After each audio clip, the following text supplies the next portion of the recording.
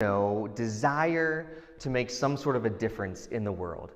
Now, maybe they share that in different ways, but I think each of us has our own areas, maybe of concern or areas that we have a passion in. For most of us, though, I think we desire to be able to say at the end of our lives, to be able to look back and say, I had some sort of an impact. I had some sort of an influence, maybe on another person or a situation. I left the world in some way a better place in some form or another. But I think that at the same time, most of us have that desire. Like, we want to be someone who makes a bit of an impact, that our lives matter in some bigger way. And yet I think that a lot of us, maybe not all, maybe you're not in this boat. Maybe I'm the only person, I'm just going to preach to myself this morning, but I don't think that that's it. But at the same time, I think most of us aren't always very sure about how we can make that happen.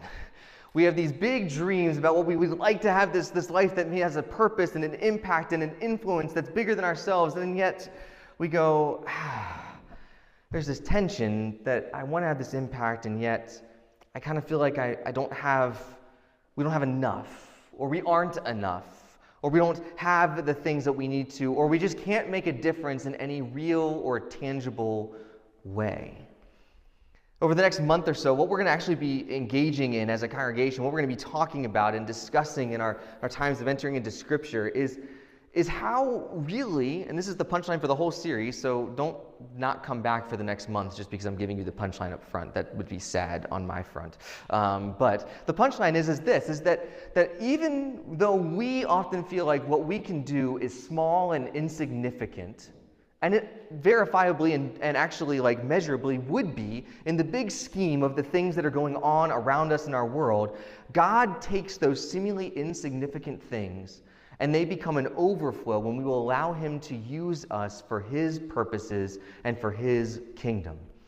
At the heart of this series is really an idea. I would even say at this point in time, it's a dream that I hope someday gets realized. I think it's already being realized, but I hope that it gets realized in a more tangible and a larger way, that Restoration Church, as it moves forward and as we continue our story as a church, would be a church that is known for its generosity.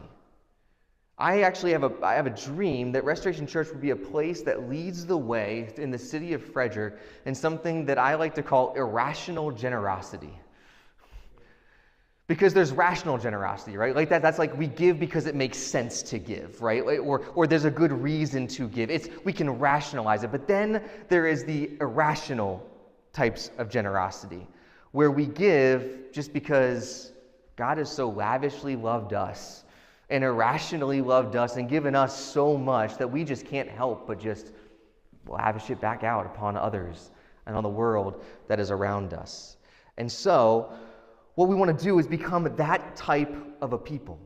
And it really stems from this really strange little verse that shows up in Acts chapter 20, verse 35. The Apostle Paul is actually speaking in this particular area, and he's speaking to the leaders of the church in a town, a city-ish town known as Ephesus. And he's speaking to these people, and he quotes Jesus as saying these words. He says, "It is more blessed to give than to receive." How many of you have heard those words before somewhere else? Probably from a guilting grandmother, or somebody who said it was more blessed to give than to receive, all right? Or to someone who, when you were a kid, wanted to make sure that you gave a Christmas present to your siblings instead of just were worried about taking those things on Christmas morning. It's more blessed to give than to receive. And here's the thing, most of us, we would cognitively assent to that idea, right? It's more blessed to give. Yeah, I get that. Okay, I would probably buy into that a little bit there. But our world doesn't really work like that too often, right? That's not how most people think about it. I mean, think about the difference in the world around us, how things might be different if we really lived into the belief that it's more blessed to give than to receive. The things that might look different. Things that might look different in our city. Things that might look different in your neighborhood. Things that might look different even in your own family or your own life if you really believed it's more blessed to give than to receive. If we lived into the blessedness of generosity. And so this is kind of the type of stuff that we're going to be looking at over the next couple of weeks, this next month or so. Now, I want to say off the bat that I know some of us get a little bit nervous when pastors like me stand in churches and begin to talk about things like giving. Start talking about things like our time and our calendar. Start talking about things like our skill set and our service. And start talking about things like our money and our resources. Some of us start to get the heebie-jeebies and the sweat starts to come out and we start wondering what he's going to say next and what's going to happen here and everything else. And so I just want to, before we even jump into this, put you at ease. Over the next few weeks, we are going to talk about generosity, and we're going to talk about some conversation that will involve our calendars and our time, and yes, even our money. But here's the thing. I promise not to berate you. I promise not to guilt you. I promise not to sit there and make you feel bad about where you've been or how you've given or the lack thereof or the multitude of thereof. That is not my intention or my goal. Instead, what I want to do is invite you to think about generosity in maybe some different ways than possibly you've thought about them in the past. I want you to maybe try on a few different practices and ideas that might lead us toward a greater generosity or a more irrational generosity that would be in keeping with what God has done in our lives. And I want you to just invite you to maybe just see the overflow of what God can do through just a little bit of a trickle that we offer back into his kingdom. So it's 2013. My wife and I were about to make, well, I just made actually, one of the more difficult decisions that we had made in our marriage up to that point in time. We made the decision to follow God's call to leave a church that I had been pastoring at for the past 2 years. It was a church plant. It was fun. It was exciting. It was all those things that church plants are, which you all know because you're in the first 2 years of a church plant. Welcome, whether you knew that or not at this point in time. It was all those fun things, and I was getting to be the youth pastor at this congregation, and it was our last Sunday at the church. It was a hard Sunday. It was my first pastorate, first time we'd ever made a transition from a church, first time we'd ever said goodbye to a people, first time of all of those things. And so I had been borrowing, actually, a couple of instruments, a bass guitar and an acoustic guitar, from one of the worship team members that was in our church at the time. His name was Steve, not you, and he was, Steve has since gone on to be with the Lord, but at one point in his life, Steve was a life in the fast lane, rock and roll, sex, drugs, alcohol, you name it, rock guitarist, electric guitarist, who he lived the life, did all the things, was in the bands, played the shows, and unfortunately ruined his entire family in the process of all of it. And so somewhere along the way, later in life, he became a follower of Jesus. He started trying to pick up some of the pieces of his life. He was an absolutely phenomenal musician. I mean, I can't tell you how, and it's funny, the exterior never matched what you actually got out of the guy. The guy was this fantastic rock guitarist, wearing his Ariat boots, had his, kind of like take Dwayne's outfit right now that he's got on with the flannel shirt and the jeans and the belt buckle and all this stuff. And Steve would just sit there. He would never move more than that on the stage at all. And meanwhile, he is just cutting up the fretboard and just playing all sorts of amazing leads. He was a phenomenal musician, but he lived alone, had a great job in the computer industry, and amassed a rather large collection of instruments, namely guitars, acoustic, electric, and bass guitars. And so I was trying to learn some instruments for the next church that we were going to. They had some needs, and so I had asked them if I could borrow a couple of the guitars to just be able to learn a little bit. I assumed he gave me the bad guitars, because that's what I would have done at the time. All cards at the table, is I would not have given the young 20-something-year-old, hey, here's my nicest bass guitar. Have fun. Slam it into a wall a couple times, all right? That'd be great if you could do that. I would not have done that. I would have been like, hey, here's the one I don't ever play anymore. Have fun with it. Okay, so he gave me these couple guitars, a bass guitar and an acoustic guitar. And I brought them back, being our last Sunday, and I placed them down in front of him up on the stage at Middletown High School, and I said, hey, Steve, thank you so much. I really appreciate you for letting me borrow them. And in a way that only Steve could say, because he was a man of few words, he said, what are you doing with those guitars? I'm giving them back to you because I'm leaving after this week and I'm done. I got to get them to you. I don't know when I'm going to see you again, and I want to make sure they get back to you. And he just goes, well, I don't know what you're doing because they're yours now. Just keep playing them. Oh, okay. Cool. I kind of squeaked out a thank you, like, thanks, appreciate it, man. All right, and I kind of took them off and went off to the side and everything else. I took them home, played them, learned them, played them in worship bands at the last church we were at, all these different types of things. Somewhere along the way, I got the harebrained idea to figure out, are these any good, these instruments that I have? I had no clue. I was like, is this like a nice instrument? Is this a nice guitar? Are these nice things?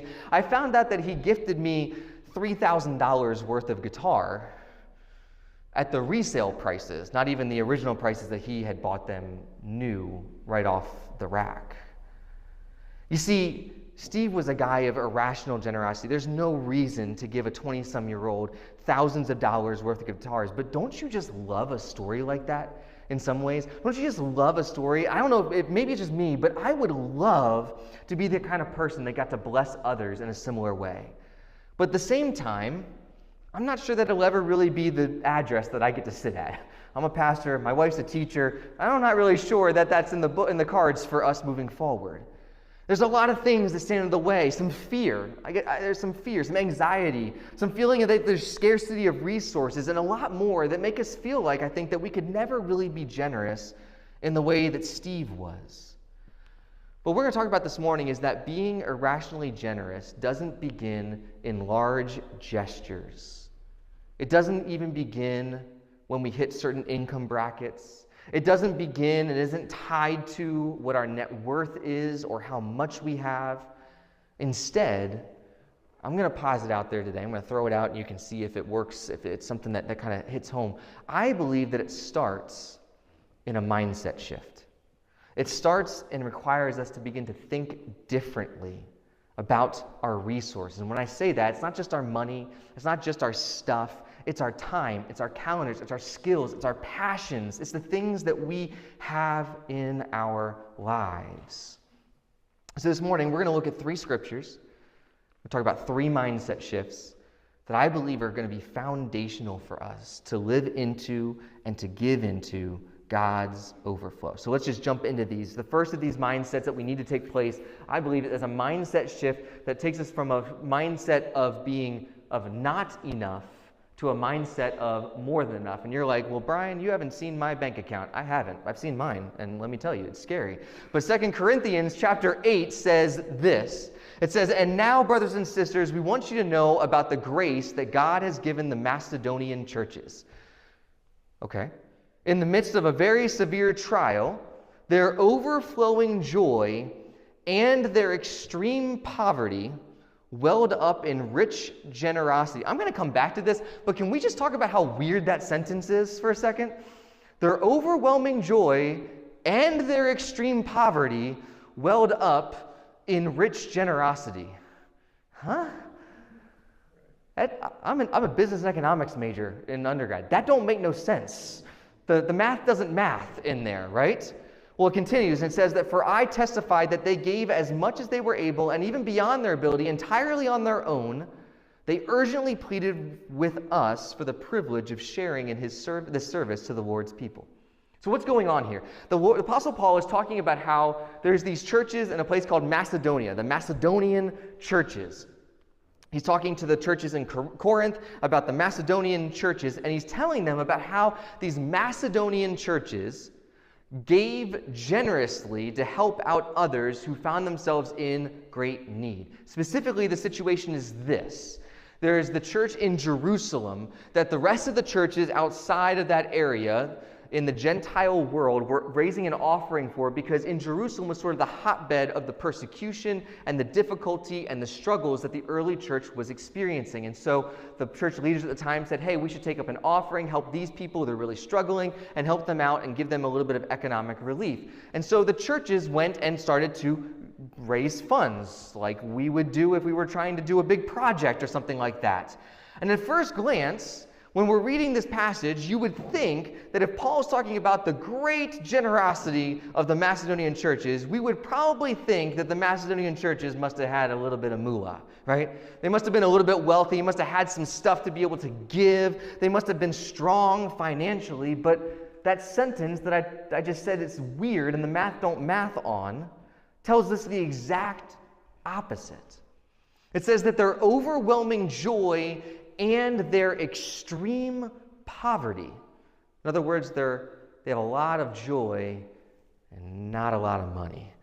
But somehow when those two things came together, they welled up into rich generosity.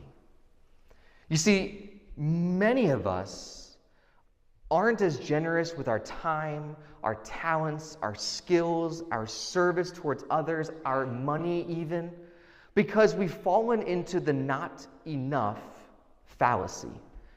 That there's not enough time, there's not enough energy, there's not enough money for us to be generous with those things in the world. But you see, here's the truth, is not enough is not actually an amount.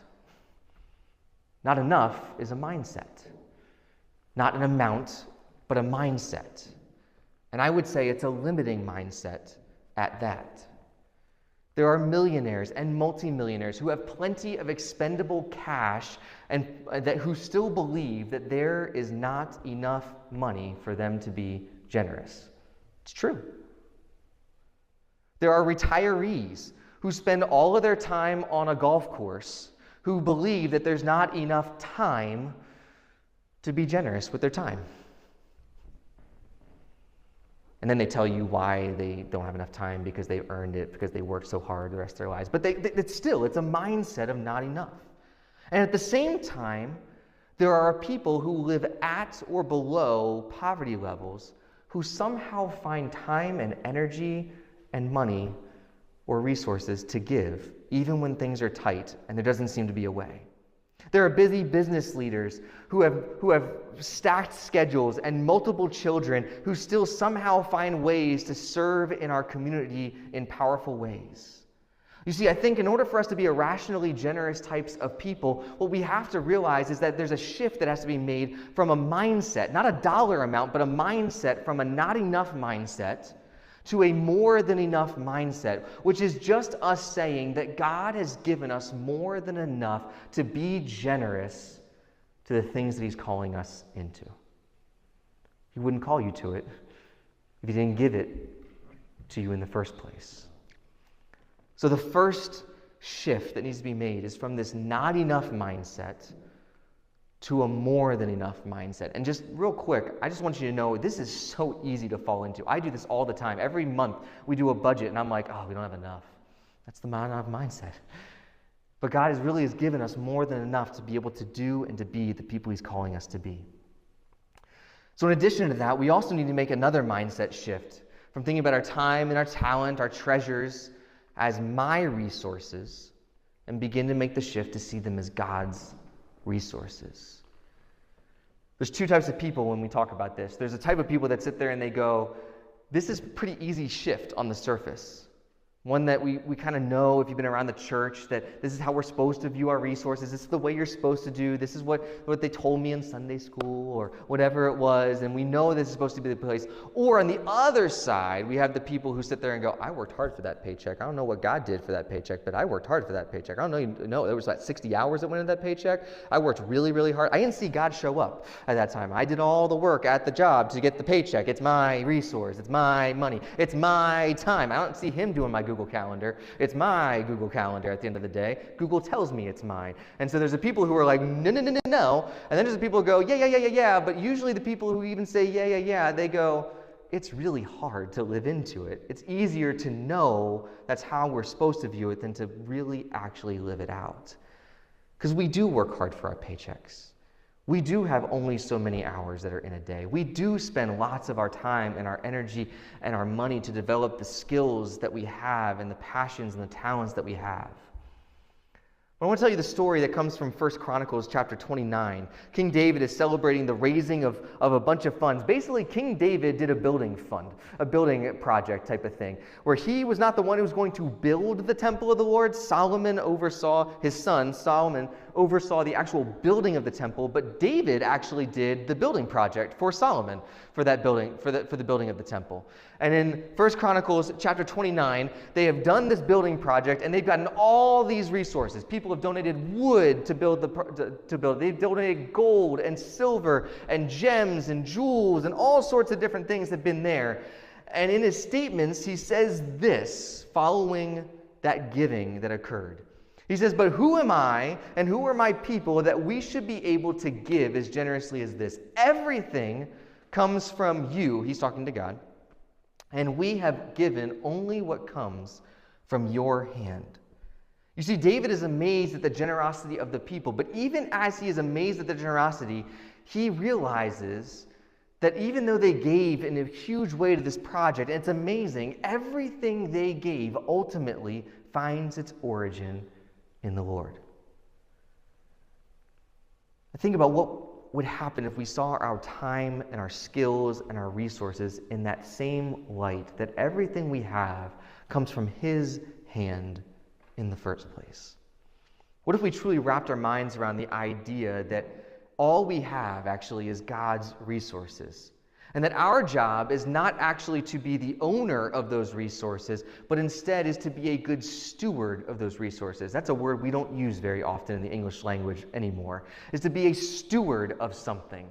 But it's a powerful word because to be a steward of something means to manage it well. In fact, it's really actually kind of almost would be akin to being a fiduciary of what God has placed into your mind. In other words, to be a steward is not just to manage it well, but it's to manage it well according to the intentions, the aims, and the desires of the one to whom it actually belongs. In other words, it's not just that God says, here's some time, manage it well, and so that means we go get every time management book in the world and we find a way to maximize every hour and be the most productive person in the world and optimize this and maximize that and productivize that. And that's not even a word, productivize, but I just made it a word. So, because it's going to be easier and more efficient to say that moving forward than it is anything else, all right? All right? But it's not that. It's saying, God's given me this time. How do I use it according to His aims and His intentions and His desires and for His purposes? It's to take what we've been given and realize we don't own it, but we steward it according to the intentions and the aims and the desires of the one to whom the resource actually belongs. We are stewards of the resources that God has entrusted to us, not owners of anything, really.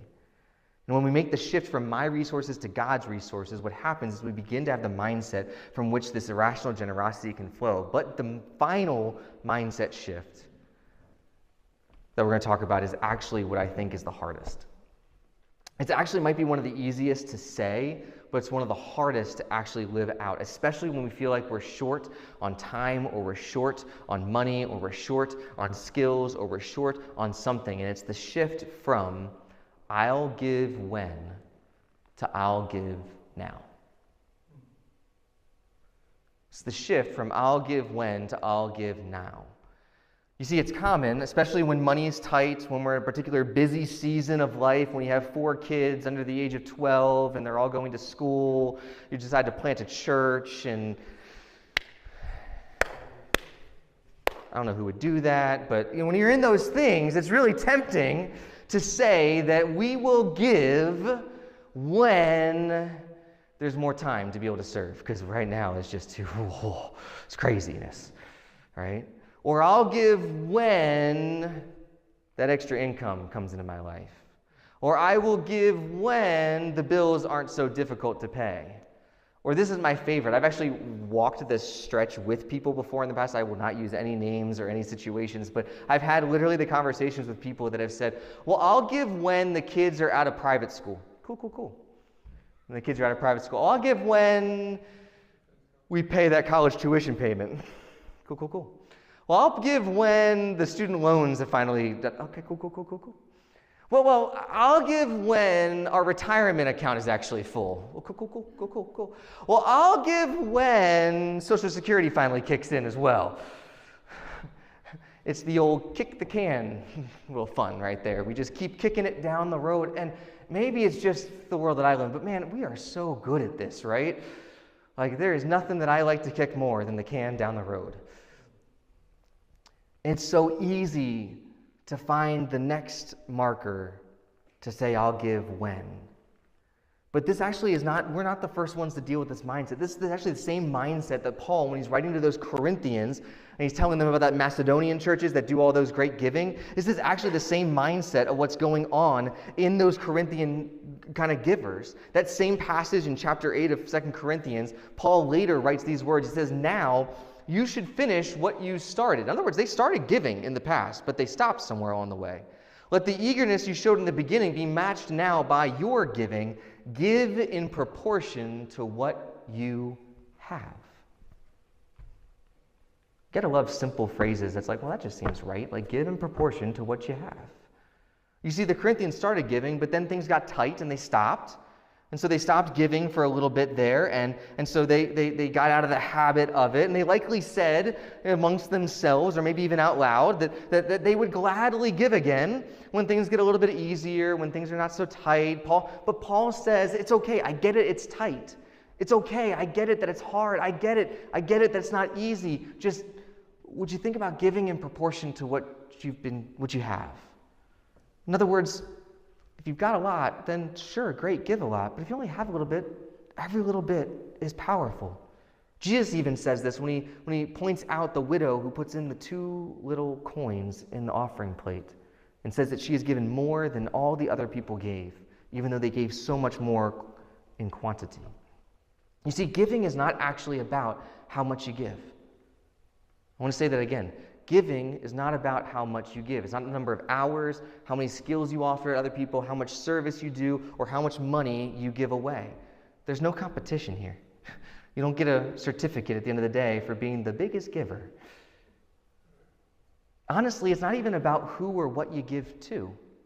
I could care less about you giving to Restoration Frederick. Don't take that too far. But giving is not about paying the bills for a charity that you like. It's not about keeping the lights on at a church. Honestly, the reason we talk about giving is because about how giving shapes and forms and changes us, the givers of the gifts. It's not about who receives. Because you remember that first scripture we looked at? It is more blessed to give than to receive. Our attitudes about giving show us that we often get that wrong, right? We often slap ourselves in the back and say, look what I did in helping that organization. Look what I did about helping the church do these things or those things. And what we miss in the midst of it is that giving is actually primarily about what it does in shaping and forming us as the givers. You see, the truth is that the people who give generously in ways that begin to show the overflow of God are almost always people who sometime way back in the past, when they didn't have a lot to give, when their schedules were stacked, when their money was tight, or something was happening, they made a decision to give now instead of I'll give when. Because if we don't begin to start to do the habit now, we're really extremely unlikely to do it then. It's kind of like exercising. I'm 36 years old. I exercise a lot.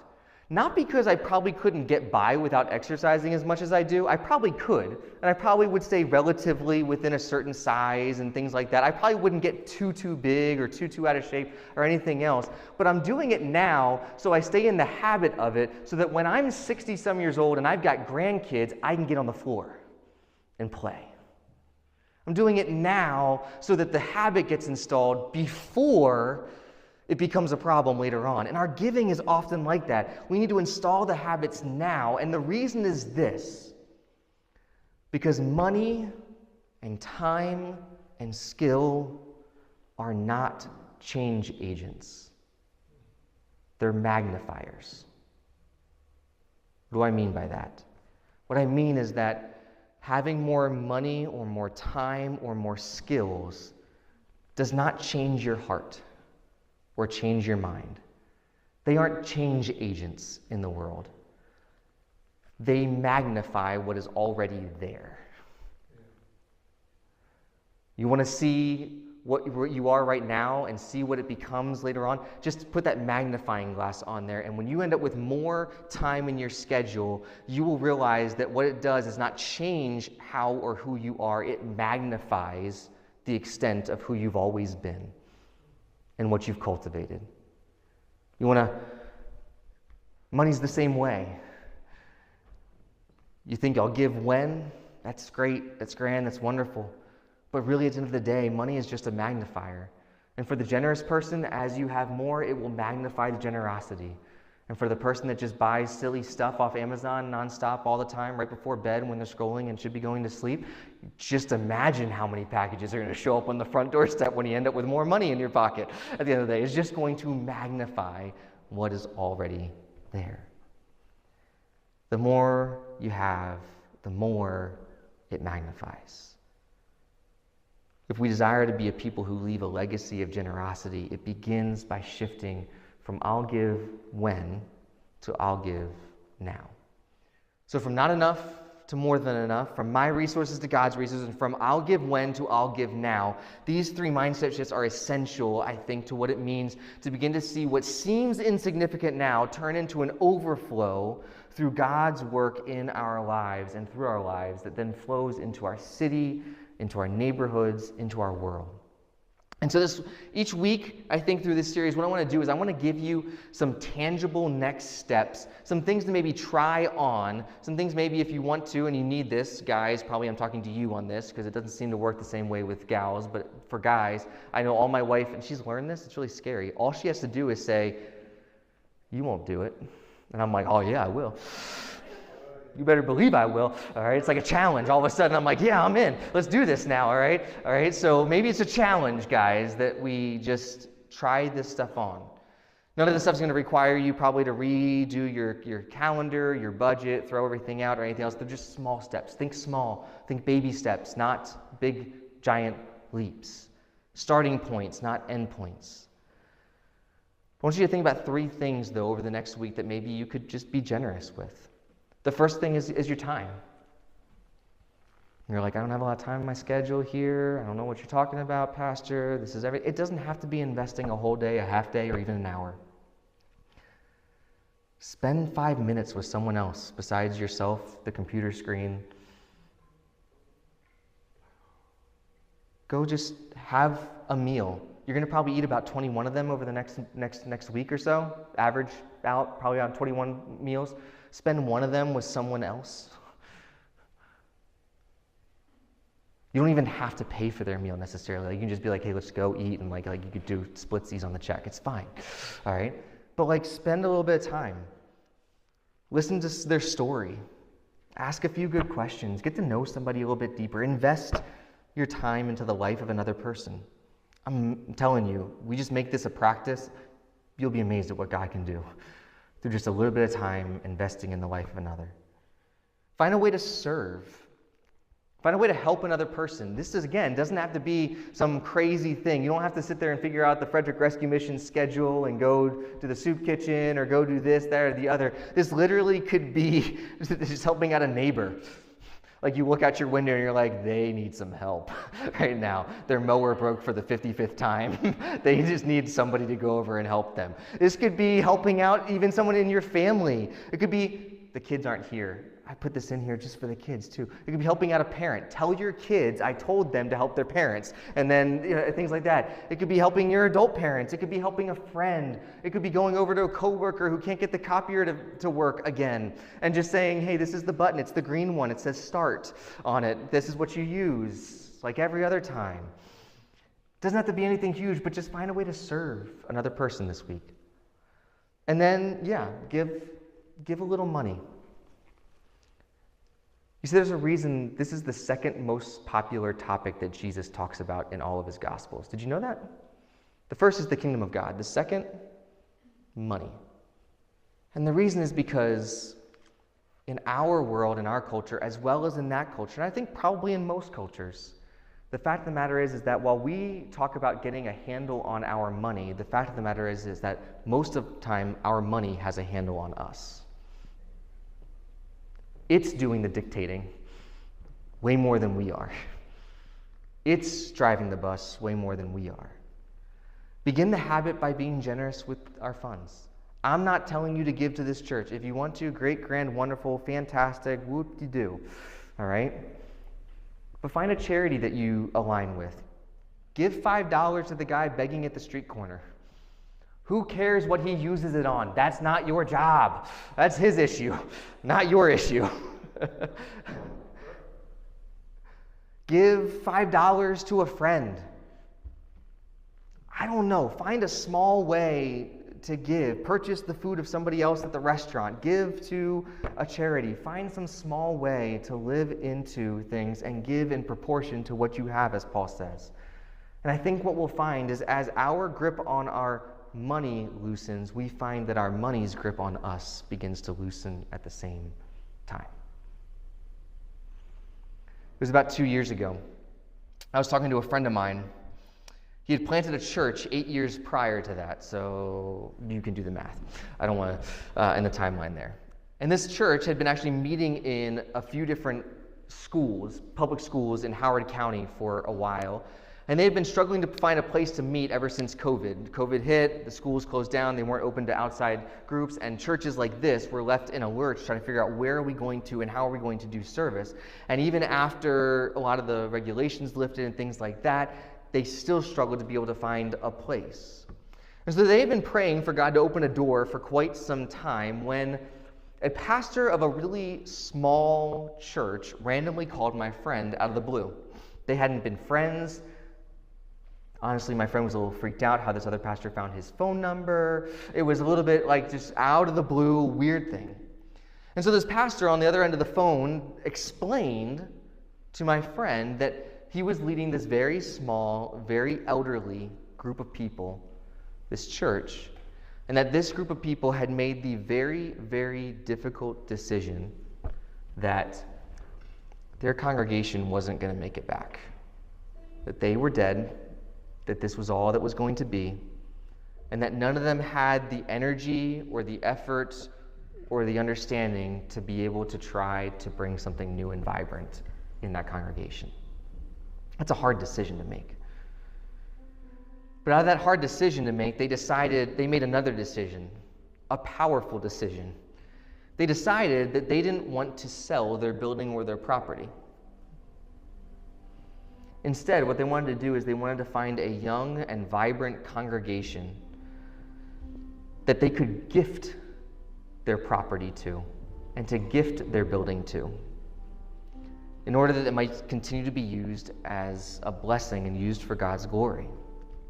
So this pastor of this elderly congregation asked my friend, the church planter, asked that they could meet, and that they could meet the church board and the people in the leadership of this church plant to see if this young congregation might be a good fit for what they were looking for.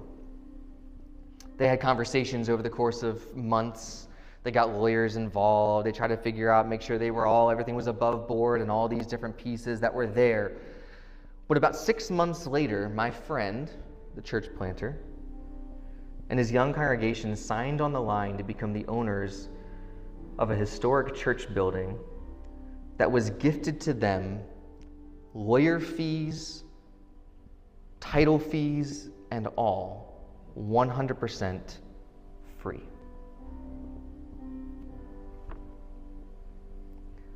Folks, that is what irrational generosity looks like. What normally happens in that situation is that the church sells the building, they get whatever proceeds from that, they maybe give some of that away, then they go buy some of the nicest food they possibly can think of and cater out the biggest going away ending celebration party you can possibly ever think of. They lock the doors and they get rid of. And you know who usually buys those places? It's a coffee shop, an apartment building, something else goes in those places. But these people, even in the midst of their grief over their current church closing saw the possibility for irrational generosity to be used by God to bring about amazing things for his kingdom. This is what it looks like to live into the overflow.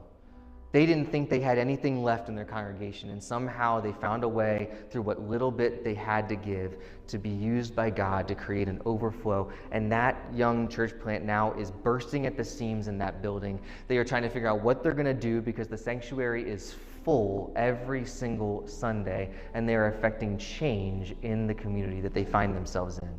They also are in the coolest named town that has nothing to do with this story because they're in a town called Savage, Maryland. So my friend now is the Savage pastor, which is awesome.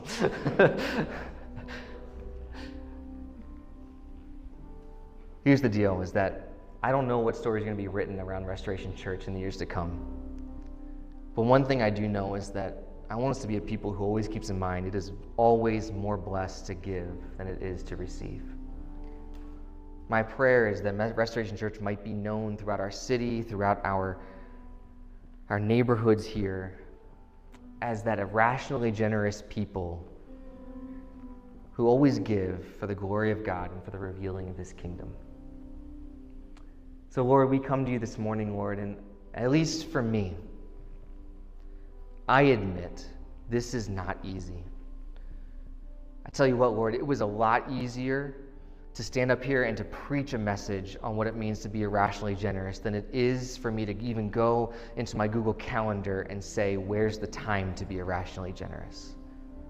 It's a lot harder for me to sit here to look at my bank account or to look at our credit cards or to look at what few skills it feels like that I have that could be beneficial for others, and than it is to talk about it. And yet, Lord, you call us to action, not just thinking about things. And so, Lord, I pray, even just in my life and in my family's life, that you would give us the courage, and it's courage, Lord, that we need to just dip our toe in the water of what it means to be irrationally generous this week. To give a little time, to serve someone, to give a little bit of even our funds. And Lord, I pray that, Lord, first of all, that as we do that, one, Lord, that you would show us the blessedness of generosity through it. Help us to see how you bless us as the giver in immense ways that are way more than being the receiver. And two, Lord, I pray, Lord, that you would take those seemingly small offerings, Lord, and that you would build them all together to be an overflow of your grace and your goodness, Lord, to the world around us. Or as we're going to sing here, Lord, you have been so good to us, so irrationally generous to us, so immensely loving to us, Lord, that really in the end, the only response we can have is to say thank you, and then to go and do likewise to those around us. So, Lord, be with us and help us, guide us and direct us. Speak to us, Lord, what you would have us to do, to be the generous people that reveal your kingdom on earth as it is in heaven. It's in your name we pray. Amen.